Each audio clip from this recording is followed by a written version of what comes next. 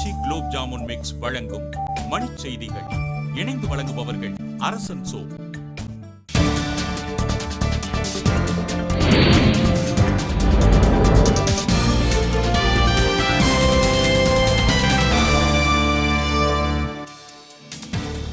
ரஷ்ய தலைநகர் மாஸ்கோவில் பிரதமர் மன்மோகன் சிங்கிற்கு சிவப்பு கம்பள வரவேற்பு. முதலமைச்சர் வேட்பாளர் தொடர்பாக டெல்லி மாநில பாஜகவில் பிளவு ஏற்பட்டிருப்பதாக தகவல்.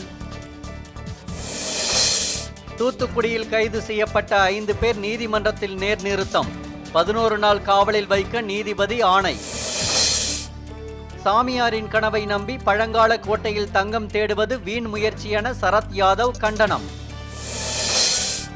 உள்நாட்டு வானூர்தி போக்குவரத்து 4 விழுக்காடு அதிகரித்திருப்பதாக இயக்குநரகம் தகவல். வாக்காளர் பட்டியலில் 2 இடங்களில் ஒரே பெயர் இருந்தால் கடும் நடவடிக்கை. தேர்தல் ஆணையம் எச்சரிக்கை. நாமக்கல், சேலம் உள்ளிட்ட இடங்களில் பரவலாக மழை. சாலைகளில் தண்ணீர் பெருக்கு. பெல்ஜியம் அருகே சிறிய வானூர்தி தரையில் விழுந்து நொறுங்கிய விபத்தில் 11 பேர் உயிரிழப்பு. மதுரையில் எரிபந்து போட்டி. பெண்கள் பிரிவில் கோப்பை வென்றது காஞ்சிபுரம் அணி.